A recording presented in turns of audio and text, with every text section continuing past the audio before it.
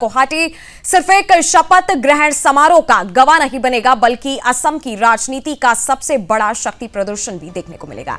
खानापारा स्थित veterinary college मैदान में होने वाले इस भव्य आयोजन के लिए व्यापक तैयारियां की गई हैं और पूरे इलाके को हाई सिक्योरिटी जोन में तब्दील कर दिया गया है। हिमंता बिस्वा शर्मा आज लगातार दूसरी बार मुख्यमंत्री पद की शपथ लेंगे। उनके साथ एक छोटा लेकिन संतुलित मंत्रिमंडल भी शपथ लेगा, जिसमें सहयोगी दलों के प्रतिनिधियों को भी शामिल किया जाएगा।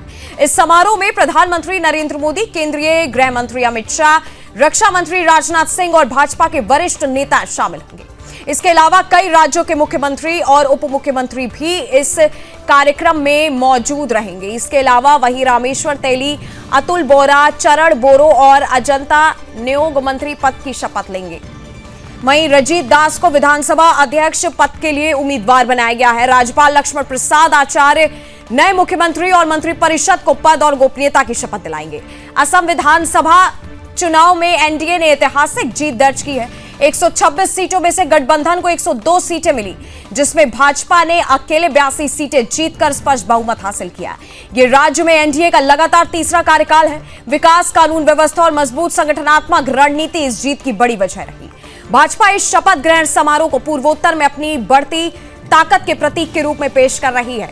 शपथ ग्रहण के बाद मुख्यमंत्री हिमंता बिस्वा शर्मा नई सरकार के पहले 100 दिनों का एजेंडा भी सामने रख सकते हैं, जिसमें भूमि अधिकार, प्रशासनिक सुधार और विकास योजनाओं पर विशेष फोकस रहेगा। गुवाहाटी का यह आयोजन सिर्फ सरकार गठन नहीं, बल्कि राजनीतिक शक्ति और जन समर्थन का बड़ा प्रदर्शन साबित होने जा रहा है।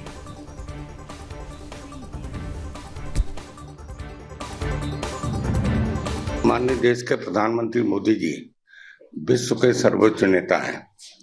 पूरा विश्व माननीय मोदी जी का सम्मान करता है, तो निश्चित तौर से उन्होंने जो देशवासियों से अपील की है, तो मैं समझता हूँ ये माँ कामाख्या का आशीर्वाद इसी प्रकार से असम की जनता पर, समस्त देशवासियों पर बना रहे।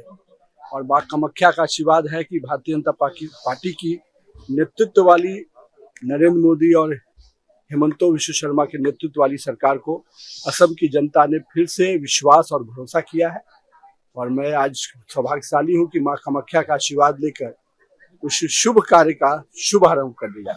मां का आशीर्वाद तो वर्षों वर्षों से हमारे परिवार को मिलता रहा है, और आज सौभाग्य था कि पूरे परिवार समेत आने का मौका मिला। तो माँ के चरणों में शीश नमन किया हूँ कि परिवार समेत समाज और पूरे देश को सुख, स्वस्थ और शांति से रखे। भारतीय जनता पार्टी का नेतृत्व ने विकास और विश्वास के साथ ही काम किया है, और यही कारण है कि जनता का भरोसा लगातार हमको मिल रहा है। आसाम की जनता ने तीसरी बार भारतीय जनता पार्टी पर जो विश्वास रखा है, निश्चित रूप से हेमंत जी उस विश्वास को सार्थक करेंगे और निश्चित रूप से आसाम का विकास होगा।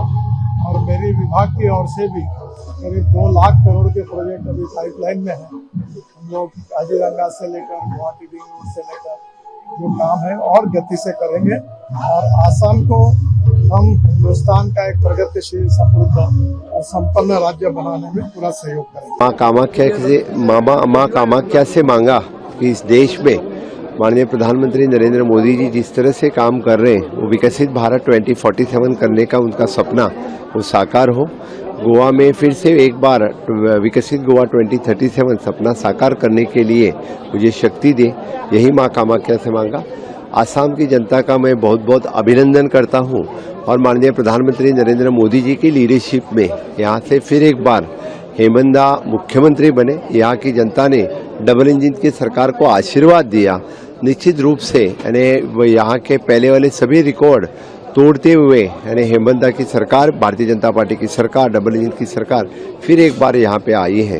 निश्चित रूप से जिस तरह से आसाम में और बंगाल में जो सरकार आई है, 2029 में फिर एक बार माननीय प्रधानमंत्री नरेंद्र मोदी जी इस देश के प्रधानमंत्री होंगे और विकसित भारत 2047 का सपना साकार होगा। यही माँ कामाख्या का मैं आशीर्वाद सभी जनता के लिए होगा।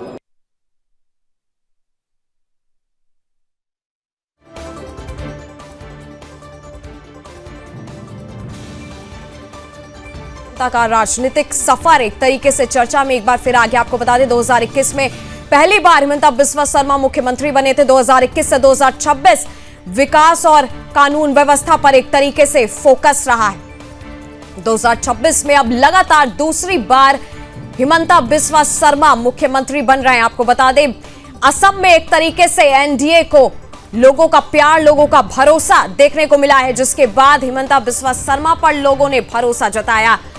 सीएए एनआरसी पर स्पष्ट स्टैंड हिमंता बिस्वा शर्मा ने अपनी सरकार में लिया। साथ ही घुसपैठ बड़ा चुनावी मुद्दा एक तरीके से इस पूरे विधानसभा चुनाव में बनाया गया।